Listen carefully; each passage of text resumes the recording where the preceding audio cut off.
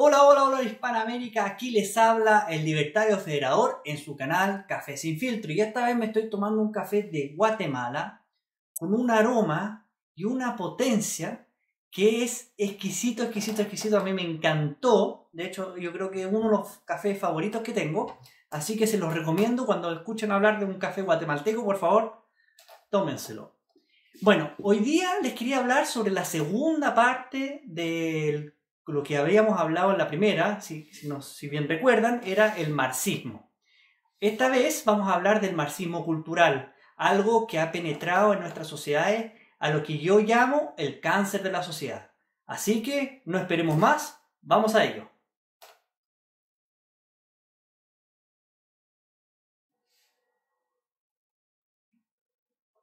¿Qué es el marxismo cultural? Bueno, el marxismo cultural se refiere a una corriente del marxismo que analiza la cultura como el factor decisivo en la opresión planteada en los diferentes estados de la vida, no de los factores económicos como planteaba Marx.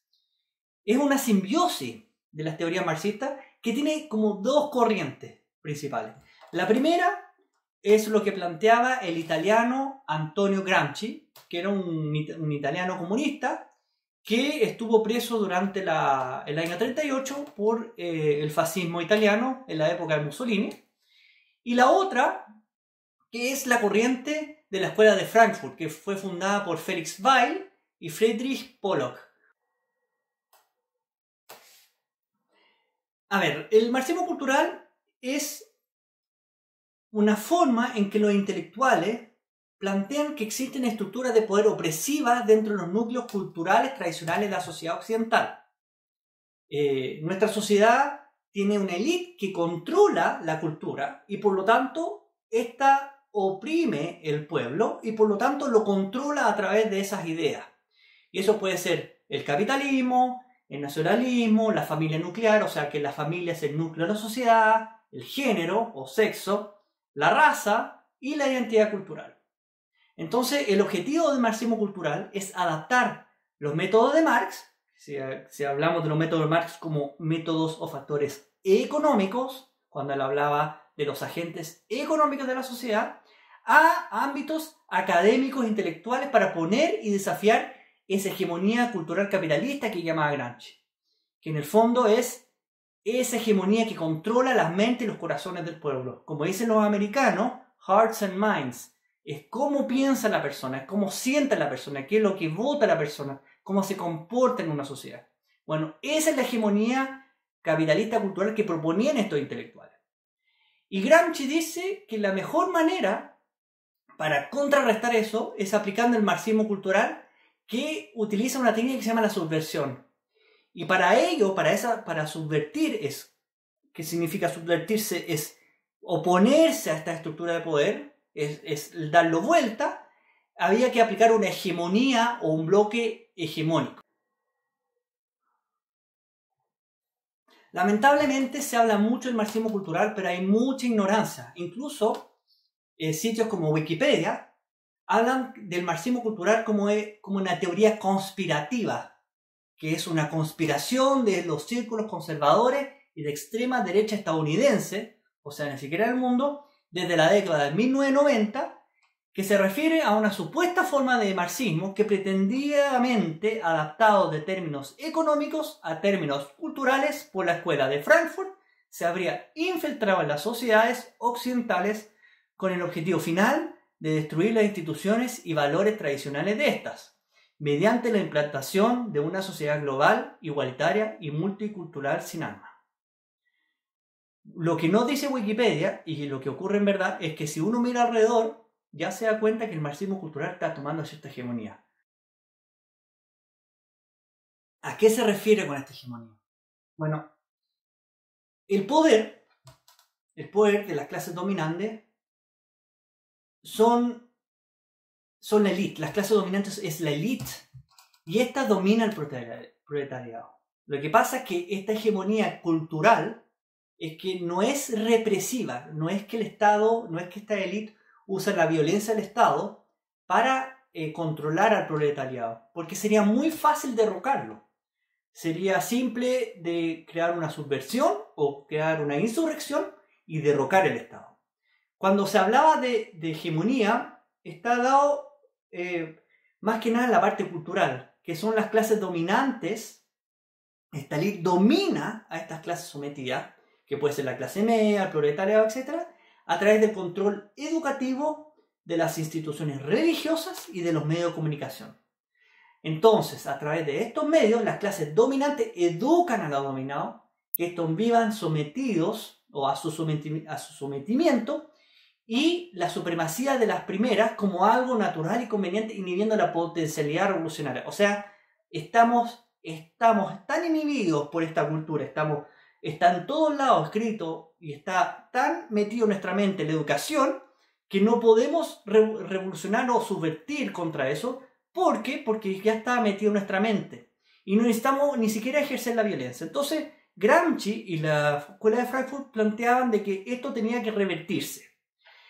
Hay unos ejemplos que ellos dan. Por ejemplo, el nombre de nación o de la patria.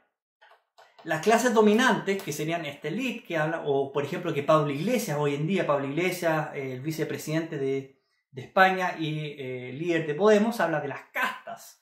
Bueno, las clases dominantes generan en el pueblo el sentimiento de identidad con aquella, de unión sagrada con estos famosos explotadores, o como decía un diputado en Chile o senador, Carmelo Escalona, los explotadores, chupasangre.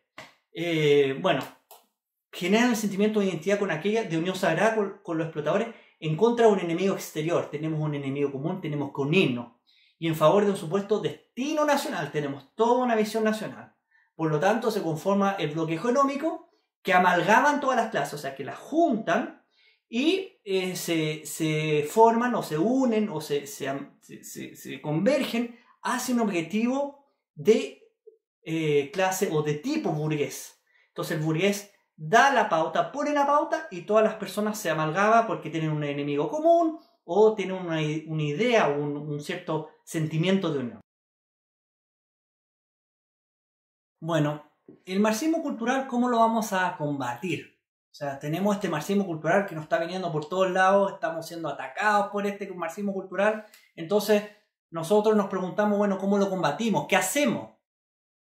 Como se decía para el Chapulín Colorado, ¿y ahora qué nos va a defender? Bueno, nadie nos va a defender. Tenemos que cada uno de nosotros tomar responsabilidad y combatir este marxismo cultural. Bueno, la primera cosa que se recomienda es leer. Pero no solamente leer la parte o las ideas que son afines a las nuestras. En el caso mío sería una idea libertaria y leer libros libertarios, etc. No necesariamente tengo que solo leer eso. ¿Por qué? Porque va a dar solo el punto de vista de lo que yo pienso y lo que yo encuentro y vamos a estar en sintonía. Sino que necesitamos leer al adversario. Necesitamos leer cómo piensa el marxismo, cómo piensan los socialistas, cómo piensan los marxistas-leninistas, cómo piensan los fascistas, los nazistas, etc. ¿Por qué? Porque necesitamos entender al enemigo. Entenderlo en el sentido de cómo piensa, por qué razona, qué es lo que los motiva a hacer las cosas. Entonces, el primer consejo es leer. El segundo es estar atento, pero atento en el sentido de que desde la academia hasta los medios de información, los medios de comunicación, no tragarse o no comprar, si se puede decir en el lenguaje más coloquial, todo lo que dice la prensa, todo lo que sale en los diarios, sino que ser capaz de leer más allá y leer entre líneas, de poder comparar varios medios y tratar de ver la realidad como es y no como ciertos medios o que la academia desea que fuera. Por ejemplo, cuando hablan de economía, sabemos que la teoría monetarista de Keynes no funciona. ¿Pero por qué no funciona? Porque sabemos que metiéndole más dinero a la economía no necesariamente va a dar los resultados de mejor bienestar para las personas. Sabemos que, como una cosa simple, una dueña de casa ahorra para poder invertir y después hacer las compras y después guardar un poco para el mes que viene. Esas cosas básicas, esas cosas que son de la realidad, que no necesariamente vienen de la academia, son las que tenemos que estar atentos. Y después, el otro consejo es tener a Gramsci presente y a la Escuela de Frankfurt y aplicar a la inversa. En el sentido de que si ellos están tomando esta hegemonía cultural, bueno, invirtamos esta hegemonía cultural y pongamos nuestras ideas sobre la palestra, haciendo un relato con datos y poniéndole cara a estos datos. Porque muchas veces en nuestro sector pasa que nuestra información es muy árida, no emociones, muy matematicista, muy economicista, y no hace soñar a las personas. Entonces pongámosle caras. Hay una cita de una película que se llama The Big Short, que no es una cita verdadera, pero es para dar un ejemplo, para graficar de cómo se hace entender, cómo se muestra las caras. En esa parte habían un grupo inversionista que habían hecho el negocio del año y lo habían hecho con un trader que era Brad Pitt. Y Brad Pitt los acompaña en este trading y estos empiezan a celebrar. Y Brad Pitt se enoja y les dice, oigan, ¿por qué celebran? Ustedes están apostando contra la economía americana. Ustedes sabían que por cada punto de desempleo de la economía americana mueren 40.000 personas. Bueno, ese tipo de ejemplo, si bien es cierto no es real, es ponerle caras y ponerle corazón al relato, a decirle, oigan, ojo, si ustedes hacen eso, puede pasar esto. Y uno poniéndole caras, tiene una explicación, un relato más emocional de la cosa que es con una base científica. Y después, invertir. Tenemos que empujar a que cuando nosotros tengamos más riqueza o tengamos contacto con empresarios, con personas que son rentistas, que inviertan en cultura, inviertan en educación y que den los medios a las personas para que defiendan nuestras ideas.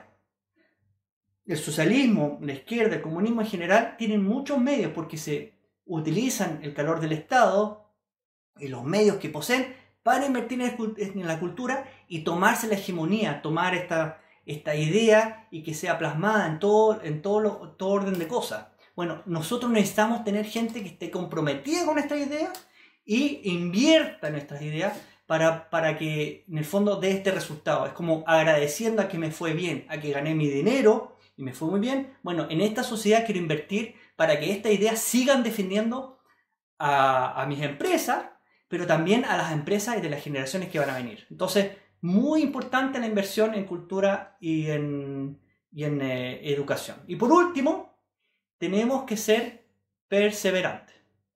No vamos a poder nunca ganar esta batalla, que es el Battle of Ideas, que lo usa mucho Axel Kaiser. La batalla de las ideas no la vamos a ganar nunca si no somos perseverantes. Tenemos que seguir perseverando, no tenemos que bajar los brazos, tenemos que estar siempre para toda lucha. Hay un ejemplo, por ejemplo, Bob Marley, cuando una vez le pegaron un tiro y al día siguiente hizo un concierto. Y entonces le preguntaron, bueno, ¿cómo pudo Bob Marley? Le preguntaron a él, ¿cómo pudiste ir al concierto al día siguiente? Y él dijo, bueno, el mal se produce todos los días. Yo para combatirlo tengo que poder levantarme, tengo que poder ser perseverante y combatirlo. El mal no te da tregua. Entonces, en el fondo lo que decía él, que tenía que levantarse para seguir luchando contra el mal, en ese caso. Entonces, eso es un ejemplo que podemos usar de ser perseverante, de poder levantarse y aunque perdamos batalla, sabemos que al final lo importante es ganar la guerra. Bueno, por último, libros recomendados. Yo recomiendo 2 libros para el marxismo cultural, 2 libros principalmente. Hay muchos libros, hay mucha lectura, hay muchas cosas donde uno puede investigar, pero principalmente 2 libros. El primero es Materialismo histórico, filosofía y política moderna de Antonio Gramsci. Y el otro que recomiendo, que a mí me encantó personalmente, que se llama Camino a la servidumbre de Friedrich von Hayek. Esos son los 2 libros más importantes que nos van a ayudar a dar 2 puntos de vista de este marxismo cultural, sobre todo el primero de Gramsci. Así que, por favor, léanlo.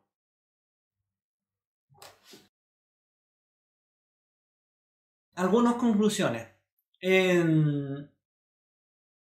Estemos atentos. Estemos atentos a lo que Gramsci planteaba, ya que los que lo definen como algo conspiranoico, como era Wikipedia, etc., lo hacen para bajarle el perfil. Yo personalmente creo que es una forma de bajarle el perfil para decir esto no se está produciendo, ustedes están paranoicos, pero en realidad si miramos alrededor, vemos que por lo menos en Chile, en España y en varios países, la prensa es mayoritariamente de izquierda, los profesores de las universidades son mayoritariamente de izquierda, los profesores de los colegios públicos son mayoritariamente de izquierda, los actores son mayoritariamente de izquierda, pintores, escultores, la mayoría son de izquierda. ¿Por qué? Bueno, porque se han tomado la cultura. Y eso es muy importante de tenerlo en cuenta. Eso no lo podemos dejar pasar, porque eso poco a poco va penetrando en las ideas en las mentes de las personas. Y por lo tanto, las personas, al tener este constante empuje de ideas que van penetrando poco a poco en la sociedad, lo empiezan a adoptar como cosa propia. Por ejemplo, lo que ocurre en Chile, el NOMA AFP. La AFP es un sistema que si bien es cierto, tiene algunas mejoras que hay que hacerle al nivel de mejorar la tasa de retorno o hacer una tasa de imposición mayor, etc. En general es un muy buen sistema. El sistema de reparto está quebrado en todos lados del mundo. Bueno, se instaló esta idea que la AFP nos robaban. Y la mayoría de la gente empezó a abogar contra este sistema. Obviamente que después a la izquierda en Chile le salió el tiro por la culata porque realmente la gente se dio cuenta que tenía ese dinero. Pero la idea se estaba instalando. Y eso es lo importante. Es cómo van instalando las ideas. Bueno amigos, este ha sido el segundo episodio sobre el marxismo, que era el tema marxismo cultural. Y antes de cerrar quería por favor decirles, inviertan en las ideas, inviertan en la gente que está defendiendo estas ideas. Comencemos una campaña, una cajetilla por tus ideas. Una cajetilla que vale 4.000 pesos, que usted le invierta al mes, va a ayudar a todas estas fundaciones y youtubers a defender sus ideas, que son las ideas de la libertad. Hágalo, ayúdenos para poder difundir y defender estas ideas. Por último, les quería agradecer. Por favor, no se olviden de darle like, comentar y compartir.